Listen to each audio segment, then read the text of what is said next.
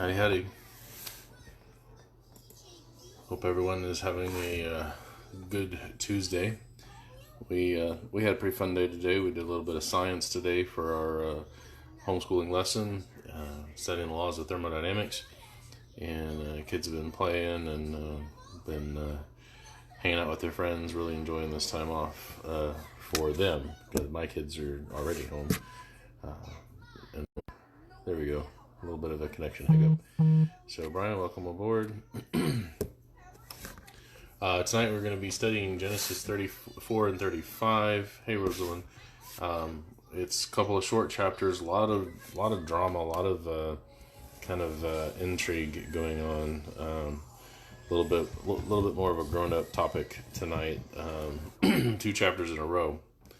So we'll try to treat it with respect and everything. But it's one of the interesting things about the Bible is it doesn't pull punches. It just tells us like it is, right?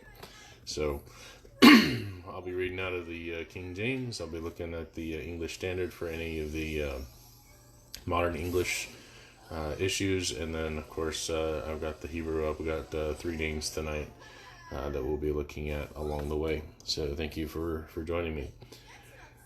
All right, we are going to we're going to go ahead and get started here. I plugged my phone in at about 8:30, trying to get some battery time on it, turn it off and everything, and I'm still going to be running on fumes by the end of this. So we're going to go ahead and get started. Genesis chapter 34, verse 1. And Dinah, the daughter of Leah, which she bare unto Jacob, went out to see the daughters of the land. So she's just going to hang out with friends. She's going to go see the other girls her age. By this time, she's grown. Remember when Jacob was coming out of time with Laban? He'd been there for 20 years total. But keep in mind that during those 20 years, he'd been having kids. He'd had 13 children. It's the maximum age at this point in time that Reuben, the oldest, would be 20 years old. And of course, that was at the time that they left. Some time has passed now. So Dinah is probably late teens at this point, and is not a little girl, but she's definitely a teenager at this point. So she goes out to hang out with some people, some girls that are her age, that are in the surrounding area. And it says, and when Shechem, the son of Hamor the Hivite, prince of the country, saw her, he took her and lay with her and defiled her. Now remember the injunction, hey Kristen, the injunction that God had been giving these people for the entire time that they've been here is don't take brides from these people. God knows that the Canaanites are becoming ever more wicked, and he sees a time where Moses is going to be coming out. Hey, Mom. Is going to be coming out with the Israelites out of Egypt. Remember, God told Abraham that it would be 400 or so years of wandering. We know it was 430 years from that time that Abraham received the promise to the time that Moses and company were coming out of Egypt. And so the Canaanites were not full up yet with their evil. And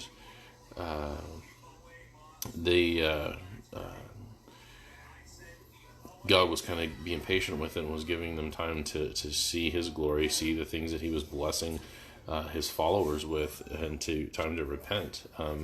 But he said, don't defile yourselves by taking wives from these people. And that's why both Isaac got his wife back from Padan Aram, and then that's why Jacob eventually got his wife. And that's why Isaac and Rebekah were having such trouble with Esau's, because he had married local girls. And so anyway, Shechem says that Shechem is one of the princes, probably a young man, is a prince of that area, and he takes Dinah and he lays with her. So Brian is saying that in his version, it's by force. So I'm looking at the words here, shakab and anah. Shakab is to lie down, sleep, to rest, and then to defile is this idea of affliction. There is 5 times that it's used as force, but troubled, weakened. So I don't know that by force is necessarily what's contextually correct here. I think the idea that laying with her and defiling her is better contextually. I agree with the King James translators here, because of this idea that God had given the injunction: don't lay with these people. Don't take spouses from this land. They are considered defiled. Jacob was told he wasn't supposed to defile himself with the people of this land, and that's what Esau overheard, and that's part of what made him take a wife from Ishmael, from the Ishmaelites, is because he had heard that. So I would argue that the translators got this one right, and that it was just an idea of defiling her, not necessarily taking her by force, because we're going to see here contextually that Dinah kind of goes back to him and is there when some of these events unfold. So anyway, he takes her, he lays with her, defiles her, and his soul cleaves unto Dinah, the daughter of Jacob, and he loved her. And so that doesn't sound to me like somebody who would force himself on her. And spake kindly to her. And Shechem spake unto his father Hamor, saying, I want this damsel to wife. Get me this damsel to be my wife. And so Jacob had heard that he had defiled Dinah, his daughter, and his sons were out with the cattle in the field. So this isn't a kind of a daily thing. These guys when they would go out with their cattle, they would spend days out there. We remember Laban was out shearing the sheep, but he was out there. It was 3 days before he knew that Jacob was gone. So Jacob hears about this, and my throat is really dry right now. I've been talking all day, so it's not COVID. I just haven't been drinking as much as what I normally do. So anyway, Jacob hears about what happened, but his sons are out in the field, so Jacob kind of holds his peace. He didn't say anything about it until they were come back in from the field. And so Hamor, the father of Shechem, went to Jacob to commune with him, talk with him. And the sons of Jacob came out of the field when they heard it, and the men were grieved. So these boys have grown up a little bit now, and they're young men now, and they're going to be pretty hot-headed. Their sister had been defiled like that, Brothers are going to be brothers. They're going to protect their little sister, because he had wrought folly in Israel. That is, not in their father, but in their now city-state that is forming, this little kind of micronation that's kind of formed in lying with Jacob's daughter, which thing ought not be done. So there you have this idea of they believe that they should not take spouses from this land. So anyway, this is where I get the idea of defiling from. But Hamor communed, or he continued to speak with him about it, saying, the soul of my son Shechem longs for your daughter. He really wants to marry her. I pray you give her him to wife. He's begging. He's like, we'll do anything. My son really wants to marry your daughter. And then he says, look, hey Mark, welcome aboard. He says, look, why don't we do this? Why don't you, like all your boys, we marry amongst ourselves, give your daughters to us, and take our daughters unto you, and you will dwell with us. The land shall be for you. Dwell and trade you therein, and get you possessions therein. But basically, let's just become one people, right? Let's just intermarry. Hey, Carrie, welcome aboard. And so that's the thing that he's trying to say here. And so verse 11, and Shechem said unto her father and unto her brethren. So this is the boy now, or the young man now, the prince, speaks to Jacob and to her brothers. Says, let me find favor in your eyes. That the word grace there is just general favor. And what you shall say unto me, I will give. So ask me to do anything. This is how bad he wants this girl to be his wife. He says, "Ask me never so much dowry and gift, and I will give according as you shall say unto me. But give me the damsel to wife." He's willing to give up everything. He wants all of his riches, everything, whatever they ask. So the sons of Jacob, they're kind of running the meeting here, and they talk amongst themselves, I guess, and they answer Shechem and Hamor, his father, deceitfully. So they've got a plan, and said, because he had defiled Dinah, their sister, this is what they're going to get him to do. And they said, "We cannot do this thing to give our sister to one that is uncircumcised, for that is a reproach to us." So that's their plan. They're kind of setting these guys up. And so they're not supposed to do it at all. But what they say is, "We can't do it because you guys are not circumcised, and that's a reproach to us. But in this we will consent unto you, if you will be as we, that every male of you be circumcised." So it's like, yeah, we'll do your deal if every male in your entire city is circumcised. "Then we will give our daughters unto you, and we will take your daughters to us, and we will dwell with you, and we will become one people.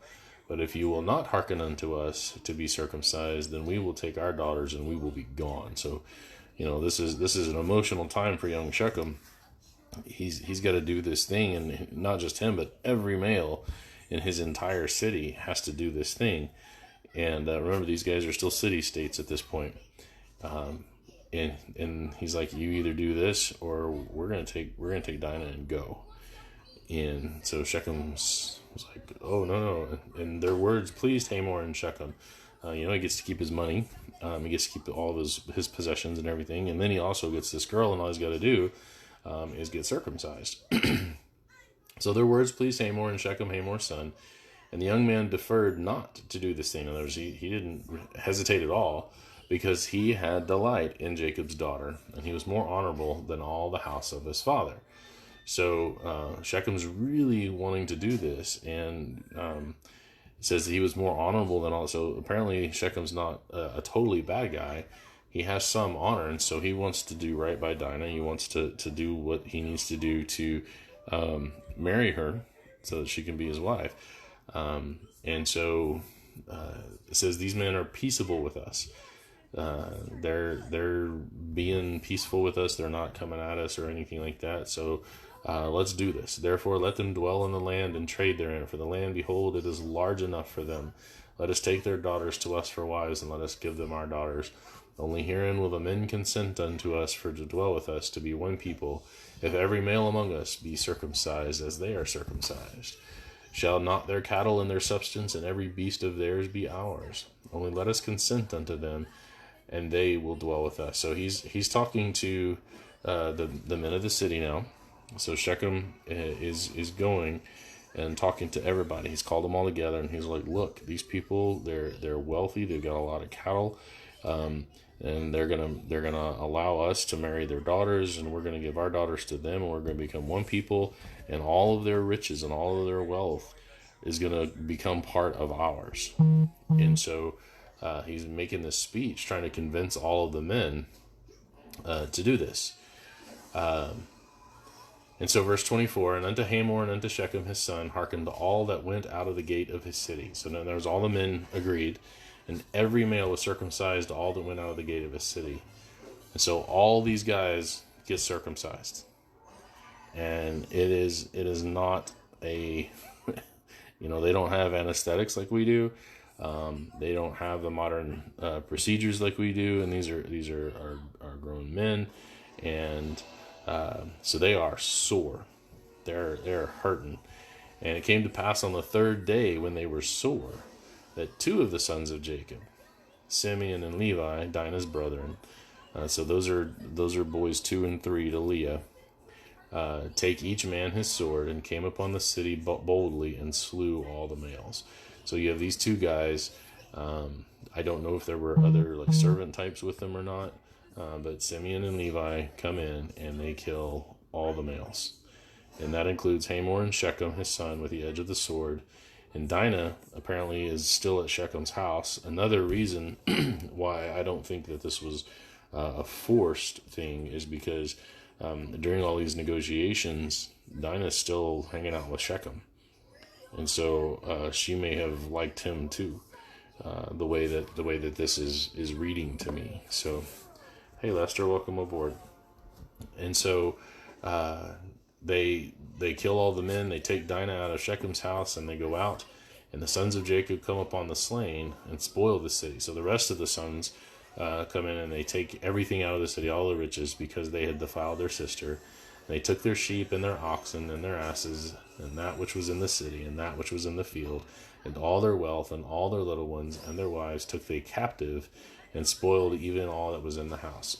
So these guys were talking about how all of the wealth of Israel was going to be folded into their own possessions and their own wealth, and what ended up happening is they all lost their lives, and all of their own wealth and stuff was taken and added to the wealth of these 12 sons, and their wives are taken captive. They're turned into servants, and they basically ransack the city, and there's nothing left.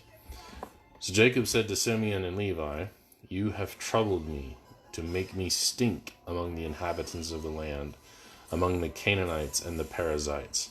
In other words, Jacob is not happy with what they did. He finds out what they did, and he's like, "Look, you have sullied my reputation amongst all of these people around us now, and they're going to come after us because of what you did. You didn't think about it. You just went in there, you exacted your vengeance, and now all of these people are going to get together." It says that, "And I being few in number, they shall gather themselves together against me and slay me, and I shall be destroyed, I and my house."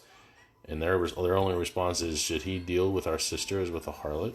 So, Dad, you're gonna let this guy treat our sister like she's some kind of a prostitute? And that's their only response. And so there's this bit of contention that goes on here. Again, there isn't anything in here good or bad. Moses isn't saying what they did was right. He isn't saying what they did is wrong. He's just relating history. The idea here, and you're seeing the reactions of the people as real people. Jacob as a father having to oversee this whole city-state of his that's growing now.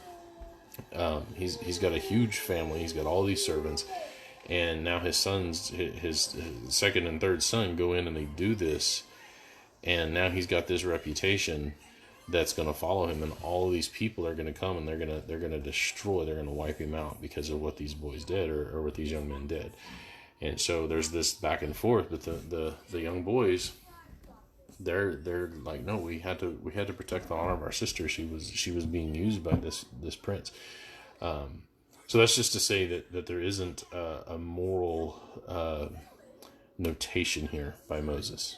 He's just recording the history of it, and we don't have anything from God, good or evil. And when we read these texts and we are reading about the history of these things that happen, when God does not speak about how he views it from that moral perspective, when God does not say one way or the other, if we don't know that a thing is already condemned at the time the action was taken, then we don't have authority to speak on it. One of the big things about the Church of Christ, one of the things that has been kind of a phrase that has been used is we speak where the Bible speaks and we're silent where the Bible is silent.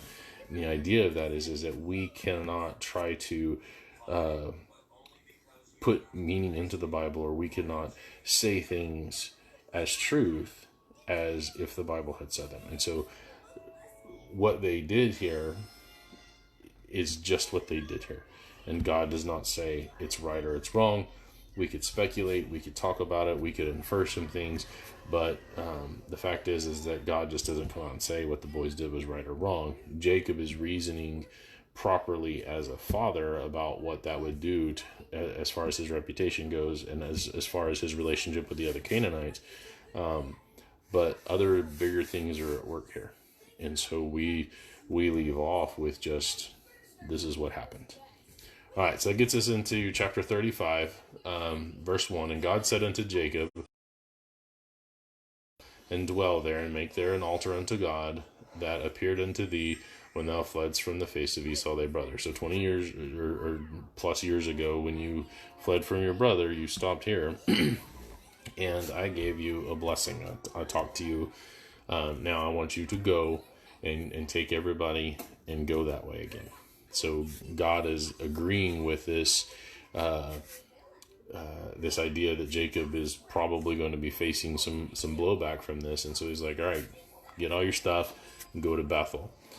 And then Jacob said unto his household and to all that were with him, put away the strange gods that are among you, and be clean, and change your garments. So here we get an inkling of what may have been because of Rachel. And this is, I would say this is weakly implied. Rachel is the one who grabbed the gods from Laban. And here we see that those strange gods. They're not something that Jacob personally worships or serves, but has allowed to continue up to this point.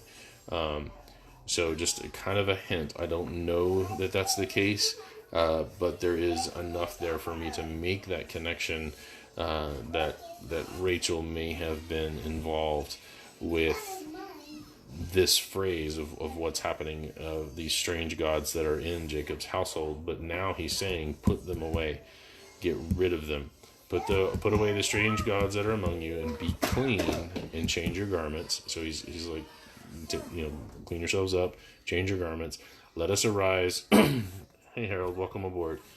And go to Bethel, and I will make there an altar unto God, who answered me in the day of my distress, and was with me in the way which I went. So here the time has passed. Relationship with Jacob is a little bit more. God is talking to him directly, and he's, all right, God, you said go, and I'm going. And so there's a little bit closer relationship now that I'm seeing between God and Jacob at this point. And so they gave unto Jacob all the strange gods which were in their hand, and all their earrings which were in their ears. And Jacob hid them under the oak which was by Shechem. So he just takes them all, wraps them up, and puts them under this tree. And they leave them behind. So there's no more false gods among them, none of these idols or these fake gods that man had made.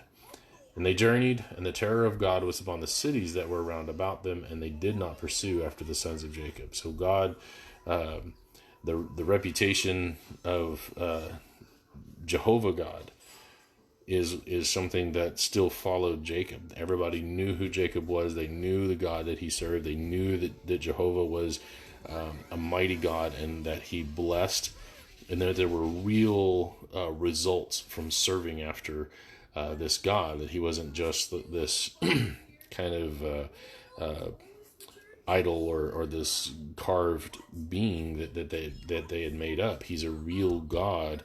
And so they were afraid, and they didn't want to touch Jacob.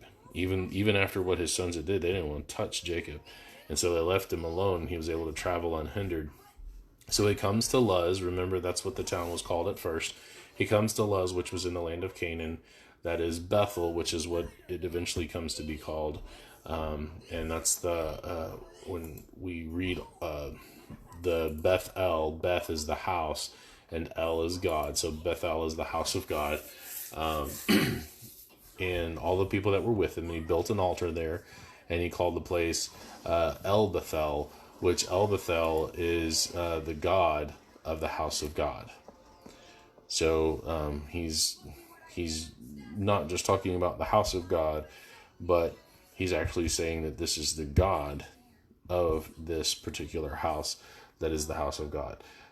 So kind of emphasizing the idea that this is the creator, this is the omnipotent God. So because their God had appeared unto him when he fled from the face of his brother, which is why he calls it that. But Deborah, now pay attention to the names here, Deborah, Rebekah's nurse, died. So Deborah, Rebekah's nurse, died. And Rebekah is Isaac's wife. So she was buried beneath Bethel under an oak. Well, what this tells me is that Isaac and Rebekah are traveling around with Jacob at this time. Isaac is an old man, and Rebekah is an old woman, and they are traveling around at this time, and they are with Jacob as they go this way. And so she was buried beneath Bethel under an oak, and the name of it was called Allon Bachuth. So Allon Bachuth, let's see here, where was it at? Thought I had this one pulled up. There it is. So Allon Bachuth is the oak of weeping. The oak of weeping, because this is where Deborah is buried. So they're upset about that. And God appeared unto Jacob again when he came out of Padan Aram and blessed him. And God said unto him, now understand this. This is a kind of a flashback. God appeared unto Jacob when he came out of Padan Aram. So this is going back. And blessed him. And God said, thy name is Jacob. Thy name shall not be called any more Jacob, but Israel should be thy name. So what Moses is doing is reminding the people here that have come out of Egypt, these slaves that are wandering around, that are reading the story or hearing the story read to them. He's reminding them, remember when Jacob came out of Padan Aram, he's on the other side of the bank of the river, and he wrestled with God, and God told him, your name's not Jacob anymore, it's Israel. So he's reminding them of that. This isn't happening again. But here, he says, and God appeared unto Jacob. Remember, last time it was just a man, is what he said, but now Moses is kind of revealing this was God. God appeared unto Jacob again when he came out of Padan Aram, and says, thy name is Jacob, thy name shall not be called any more Jacob, but Israel shall be thy name. And he called his name Israel. And so we're going to see this transition here where we're going to stop calling him Jacob, and we're going to start calling him Israel. God said unto him, I am God Almighty. All right, now that's an important word there, that Almighty, that all might is what we call omnipotent, all power. God has the power to do all things that are logical to be done. Now, there's a lot of people out there that are going to argue that God can't exist because God can't create a rock so big that he can't move it. Well, that's just nonsense. That's not logical. God is all powerful, and that he is capable of doing all things that are logical to be done. There are a lot of things that God cannot do. God can't lie. He can't violate his own nature. God is incapable of murder. God is incapable of theft. He created everything, and so there isn't anything that isn't his to begin with. So there's a number of things that it's not logical for God to be able to do. That doesn't make him any less omnipotent. It just means that you have a God who is capable of doing all things that are subject to being done. And so he's claiming that I am God Almighty. I am the God omnipotent. So let's see here. I'll go back there and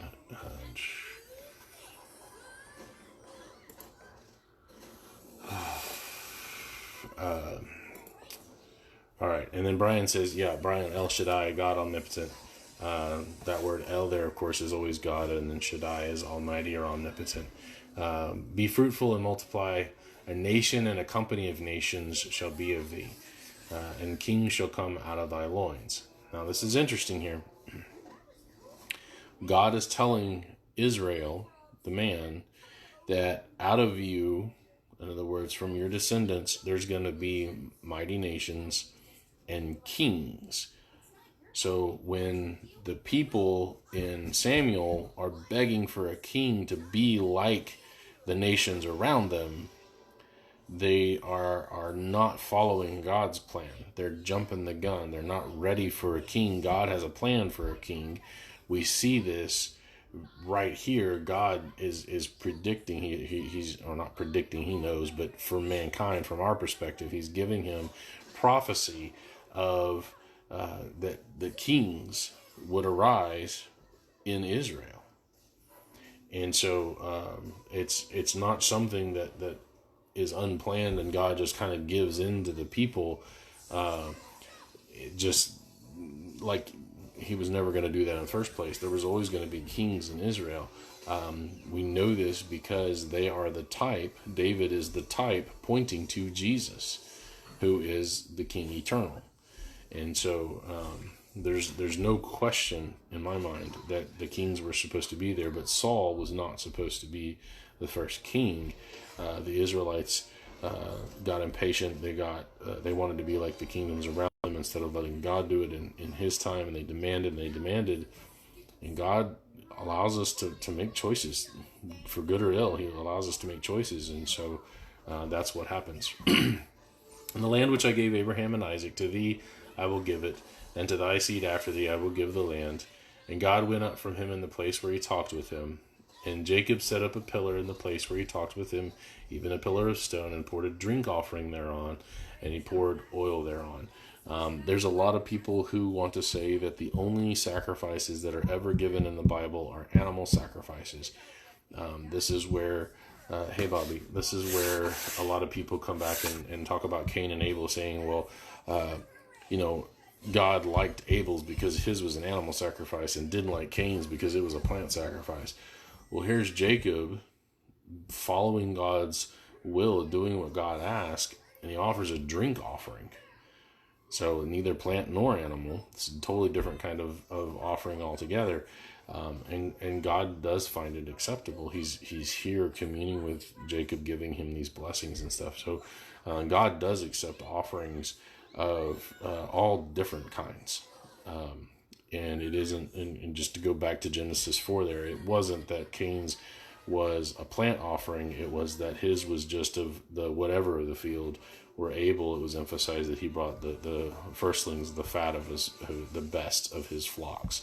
So, and Jacob called the name of the place where God spoke with him Bethel, and they journeyed from Bethel, and there was but a little way to come to Ephrath, and Rachel travailed, and she had a hard labor. So Rachel is pregnant again with her second son. And it came to pass when she was in hard labor that the midwife said unto her, fear not, you shall have this son also. So don't worry, that your son's going to be okay. And it came to pass as her soul was in departing, for she did die, that she called his name Benoni. So while Rachel is her life is leaving her, she's weak, probably from blood loss. The labor was extremely hard, and it ended up killing her.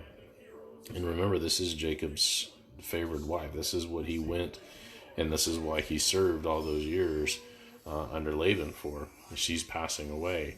And so as she's dying, she says, I want to name him Benoni, son of my sorrow. And Jacob doesn't allow that. Jacob or Israel calls him Benjamin, which is son of my right hand. And so, this was his favored wife. And so Benjamin becomes his name because of his favor towards Rachel. So Rachel dies. And at this point in time, 12 sons are born. Benjamin is quite a bit younger than the others. But not so far removed that Rachel is an old woman at this time. Jacob worked for 7 years when Rachel was probably still an older teen when he met her. And so he had worked for 7 years. So by that time she's in her 20s. And then, they work for another 6 years after that. And so Rachel here's probably in her 40s or so when she passes away. And so Leah is the only woman that is the wife of Jacob at this point after she passes away. And so she died, and she was buried in the way to Ephrath in the place that's called Bethlehem. And when we get to the New Testament, we read about when King Herod has all of the babies killed, trying to, just by sweeping them all up, very much like Pharaoh did, trying to this, what he believed to be a usurper king. We read about Rachel weeping for her children, because that's where she was buried, is right there in Bethlehem. And So that's where that phrase comes from. Is that's Rachel was buried there in the town that becomes Bethlehem. Jacob set a pillar upon her grave. That is the pillar of Rachel's grave unto this day. Now note, that's not our day. Okay, that's Moses writing during the 40 years of wandering. And so it's only up to that day. Do we know what happened to it after? I don't. Could it have lasted? Could that gravestone have lasted? Probably weathered for another 1,500 years? Probably not. Did they upkeep the grave? Don't know. I'm not much of a historian outside of what the Bible actually says. But they were aware that Bethlehem was where Rachel was buried. They kept track of all of these things because they're stated here in the law of Moses. So they would have known that this is where Rachel was buried, even if they didn't know the specific location of the grave at that point in time. And then Rachel is dead. Jacob buries her. And then now he's starting to be called Israel. And Israel journeyed and spread his tent beyond the tower of Edar. And it came to pass when Israel dwelt in that land that Reuben went and lay with Bilhah, his father's concubine. So this is where it's getting kind of weird. Reuben is the oldest of the children, and he's a man now. He's not a child anymore. But he goes in to his father's concubine Bilhah and lays with her. Now remember, Bilhah's older, like significantly older, but she's not Israel's wife, but she is his concubine, and his brothers have come out of her. And so there's this kind of factor going on right now for us, but there isn't actually any genetic connection between Reuben and Bilhah. But the problem is that she is Israel's concubine, and so he's laying with his father's concubine, and that's where the problem comes in for Reuben. Why they did it, don't know. Don't know if Bilhah did it willingly. Don't know if she was sad over Rachel. There's nothing here in the context that tells us why it happened, just that it did happen. And Israel hears about it, and then that's all we hear about it for a little while. Is Reuben does it,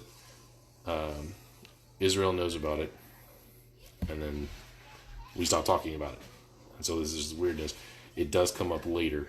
We'll definitely talk about it later before we get to the end of Genesis, though. So just Moses is just kind of noting, hey, this is when it happened, and then he'll mention it later.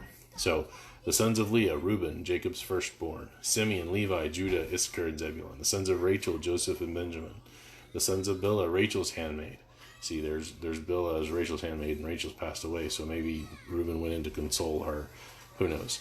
Dan and Naphtali. The sons of Zilpah, Leah's handmaid, Gad and Asher. And these are the sons of Jacob, which were born to him in Padan Aram.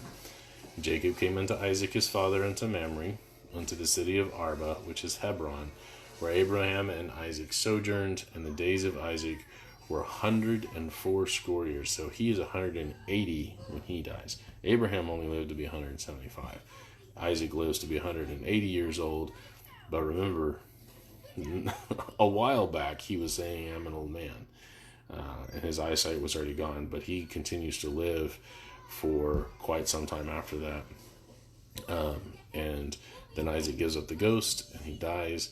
He's gathered unto his people, and there's the family gathering again, being old and full of days. And his sons, Esau and Jacob, buried him. So Esau travels up, and Jacob and he bury him together. And that's the end of Isaac. We read no more about him. So that is Genesis 34 and 35. Like I said, some strange stuff going on. We're starting to see here kind of where the Israelite people got their streak of whatever from. The boys are, for the most part, troublesome. There's a lot of them, and they're hot-headed, they're stubborn, and they do things that just aren't. They don't think things out, and we're going to see some more of that for the rest of the time that the sons of Jacob are alive. We're going to see them do some stuff that is not good, but we're also going to see them do some things that are good. Judah's going to kind of shine. He's not flawless, but Judah does some good stuff, and he gets blessed for it. And then Benjamin and Joseph and some of the others are good guys. They do some great things. Joseph, of course, is a very popular character, especially in Bible classes for little kids, because he does so many good things. He is a good guy. But he marries an Egyptian woman. And when the two half-tribes of his two sons become part of the Israelites or whatever, they join the northern kingdom, and they're part of those northern tribes that split off. So just kind of getting a foretaste here. Moses is just saying, hey, this is where you guys have come from, and there's a bit of a warning in the things that he's writing. And Israel, the nation, does not pay attention. They never pay attention. They don't take these warnings to heed, hardly ever. There's a few people from time to time that do, but for the most part they don't, and it's pretty rough for them because of it. So all right, well, that's it for the night. Thank you for tuning in. We've got a good 45-minute session in there. I got 2 chapters done. Pretty excited about that. I will not be on tomorrow night. My friends have a video that they're going to be doing. These guys are typically Calvinists. I disagree with them on a lot of things, but they actually believe the same way I do, for the most part, generally speaking, on eschatology, the end times type stuff. And so they're going to be doing a discussion tomorrow online where they're talking about is COVID-19 in Revelation? Is it a sign of the end of times? Is it something that we should be looking for the coming of Jesus and all of that? And they, as I, believe that it's not. It's just another disease. All 3 of them are actually pretty upset that everything's kind of shut down because they see it like I do, that it's not as big of a deal. Precautions certainly should be taken, but to shut down the whole economy and tell everybody to stay home, especially some of these governors that are making it an order and fining people and arresting people, they don't agree with that. So I'm going to go join them, kind of help them out and listen to theirs, and then hopefully we'll be back on Thursday. So until then, thank you for joining. Feel free to share if you found this study beneficial, and we'll see you guys on Thursday.